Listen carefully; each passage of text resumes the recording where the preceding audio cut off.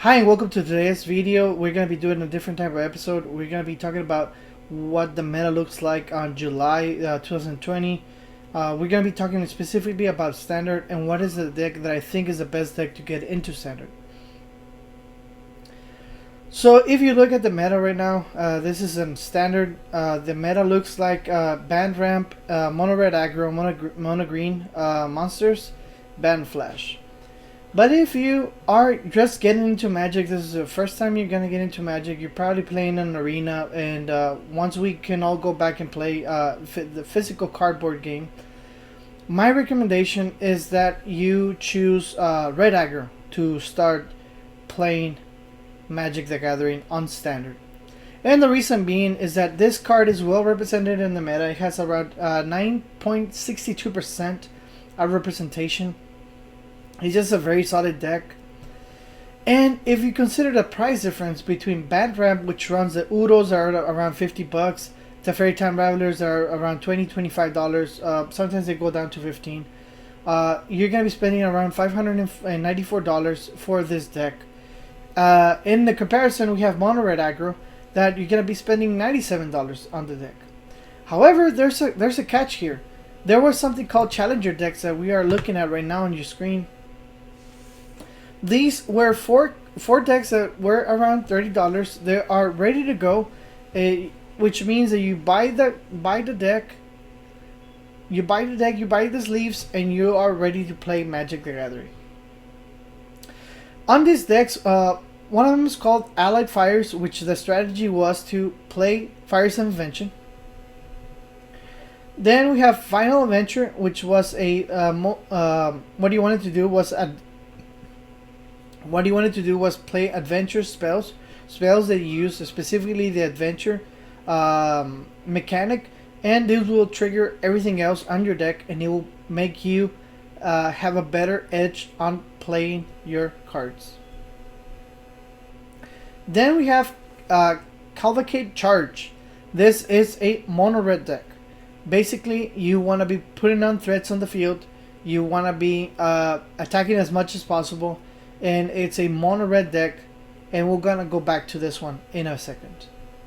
And then you have Flash of Ferocity, which basically it's everything has flash.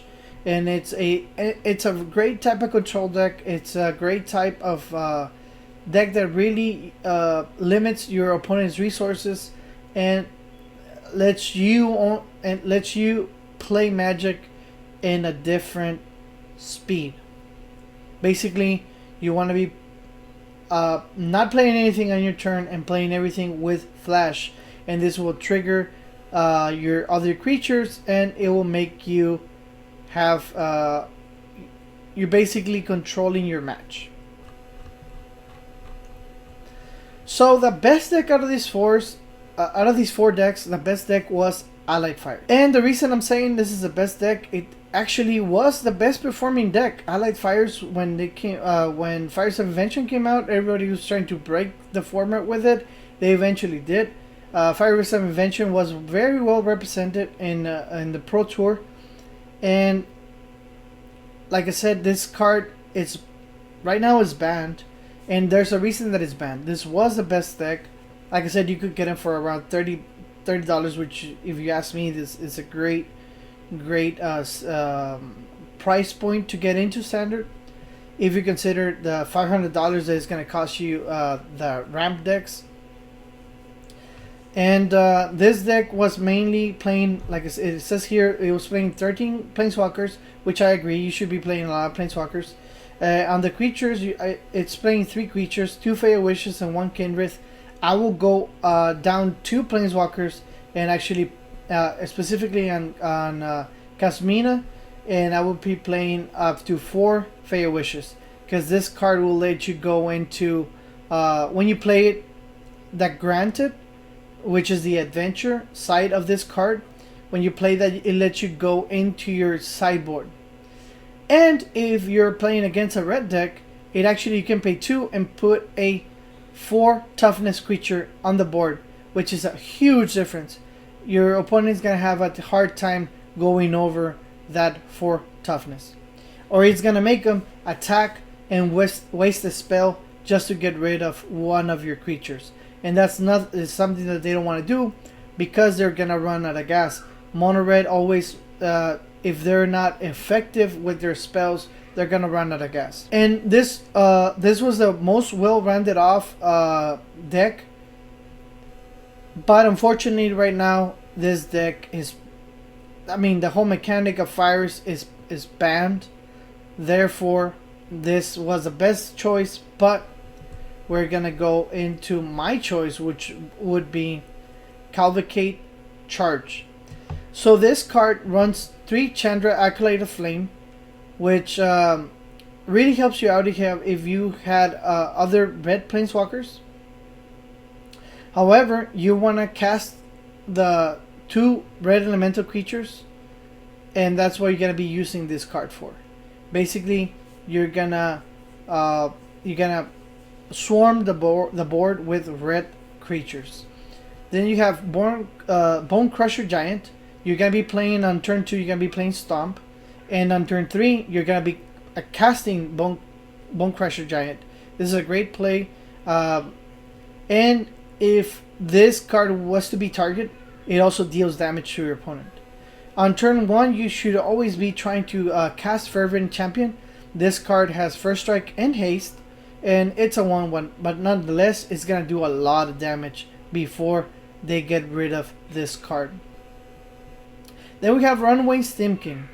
Runaway Steam King is a great card in the mid of the match. It's a great card to start building up and getting that extra mana, because everything is going to trigger Steam King, and you're going to go into, it's going to get +1/+1 counters, and once it gets 3, you can remove them and get 3 red mana. What you can do, what most people do, is on before damage, you trigger it by casting a lot of instance spells, and you're gonna trigger it, and you're gonna have 3 red mana. After damage has been dealt, you can take away the counters and actually do more damage. Torban is just a great card. This is for 1 generic and 3 red. This card deals 2 more damage every time a red source that you control will deal damage. It deals 2 more. It is just makes it for a really fast deck. Then I want to go into the artifact is called Embercleave. This is a really great combat type of strategy, I guess. Combat gimmick that you want to do is to cast, because it has flash. Therefore, it can be casted at instant speed, and it costs 1 less for each attacking creature. Like I said, you want to swarm the board. Let's say you have 4 attacking creatures and you have 2 red mana open. You can cast Embercleave, and it's just a beast. It's really good. And what it does is just gives the attacking creature +1/+1, double strike, and trample, as if it wasn't enough. Therefore, you can go into any of your 27 creatures that they run here.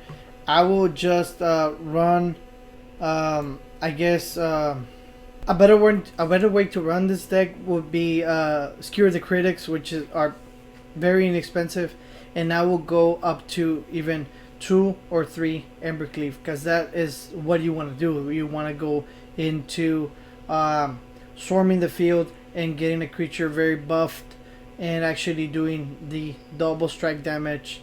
And with Torbrand, hopefully Torbrand on the board, you're going to be able to do way more damage. Also, Cavalcade of Calamity, which is the enchantment that whenever a 1/1 creature attacks, it actually deals 1 more damage. So if you have Torbrand on the field, you attack with a 1/1 creature, that will already trigger Cavalcade, and you're going to be dealing 3 damage, because Torbrand says that whenever a red source that you control deals damage, it deals 2 more damage. Therefore, if you hit him with the 1/1,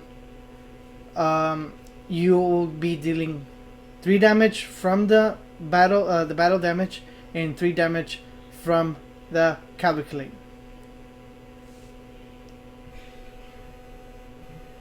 And in your mana slots, or I mean, and in your land slots, you'll be running 3 Castle Embereth, that it will buff your creature, which is what you want to do, and just 18 mountains. It doesn't get easier than that. I think Cavalcade Charge is the best deck if you wanna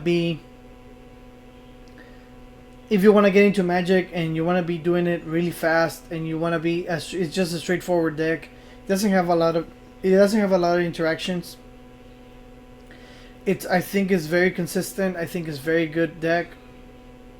And like I said, if I was getting into Magic because of the price point and because of how easy the deck it's to play, I will be, because of the mechanics and the ease of play of this deck, I will be seriously considering picking up this Cavalcade Charge. And basically, if you buy it and you just upgrade the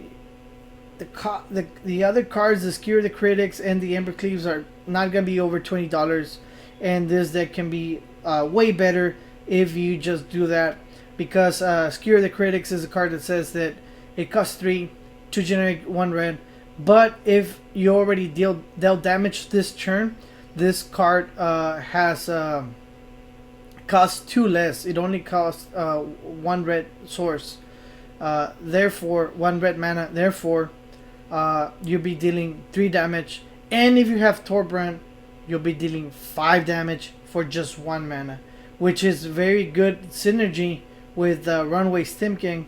If you happen to do the damage, take out the counters, and finish off with Skewer the Critics, I think that's amazing. And with all that said, if you like what we do, I know we'll be doing different types of videos. I know I've been doing different type of just voiceovers. Now we're recording my screen and doing a little bit of commentary on video. But tell us what you think about it. Tell us what you think about it in the comments. And if this is the second, third time you're here, please. And this is the second or third time you watching our videos, please consider subscribing. It just makes it easier for you to access our content. And like always, thank you for watching. This video was brought to you by Game Inc. and also by Decks. Both links are in the description of the video. And like always, see you on the next one.